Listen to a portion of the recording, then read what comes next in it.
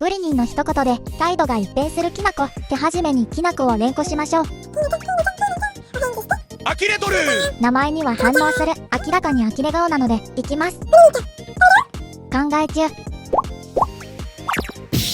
よこせと言っていますね。ケイちゃん、グリニーちゃん、食べる？何その窓拭きボイス。